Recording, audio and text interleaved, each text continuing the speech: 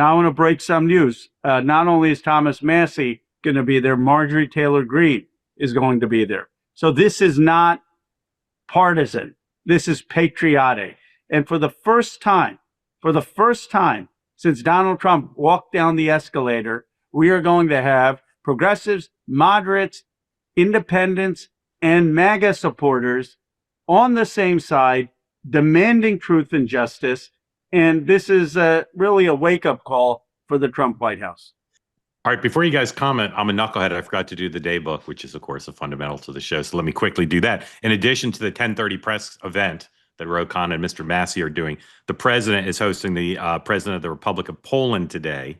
And at 11:20, they have a press pool event in the Oval Office, which could turn into a long press conference. So we'll see that at 11:20. And, of course, if the Khanna-Massie event occurs on time, there's a good chance the president might be asked about some of that. The second lady and the vice president are going to Minneapolis today, meeting privately with some of the families affected by that tragic shooting last week. As I mentioned before, Caroline Leavitt, Tony Fabrizio, James Blair were on the Hill this morning briefing.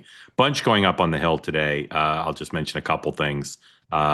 The Republican leadership at 10 o'clock are holding their weekly press conference. Again, that's before, but they'll certainly, the Khanna-Massie event, but they'll certainly be asked about the discharge petition amidst reports that they have been whipping with the White House's encouragement and maybe help against the discharge petition, and they've made some progress. Hakeem Jeffries has a press conference on affordability and housing at 11:45. And this other potential discharge petition on congressional ban on trading stocks, bipartisan group, including Chip Roy and Seth Magazine, are at 1 o'clock holding a press conference on that.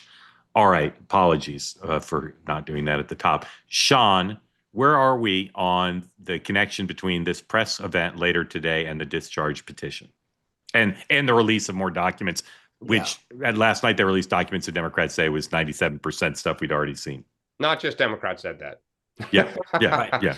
So I think that, like, regardless of whether it's a stunt or they're all documents, I think the perception that there's more information out there has taken the political weight off of enough members that the speaker can say, please don't sign this discharge petition or get with it.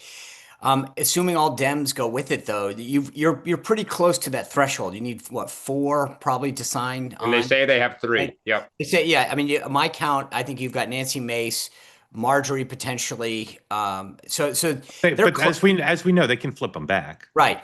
So I think, look, I think that they'll find a way to keep this from coming.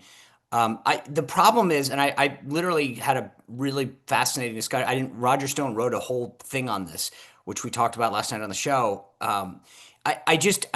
There's 2 things that are happening. One is, I think Democrats, if I were them, I'd be very careful about who ultimately gets flushed out in this, because most of these people are going to be on the D side that come out. The Bill Gateses, all the ones that are rumored to be named. I don't know. I've never seen it, but I'm just saying that the potential for disclosure probably hurts Dems more than Republicans. But the Republican hurt comes from not continuing to just let this go. So at some point, they need to get some guidance on how do we just put a pin in this. And so far, every time it slows down, something happens like this press conference today or the hearing that will keep it going. Dan?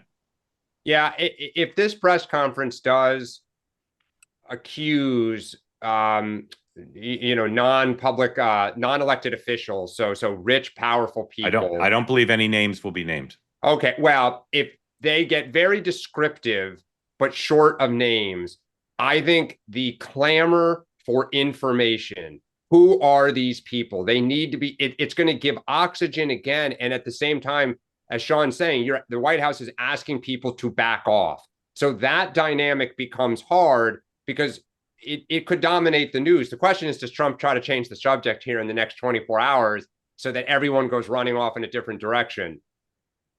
If what you hear may be put out there today, it's going to be powerful. It's going to be hard to say, nothing to see here.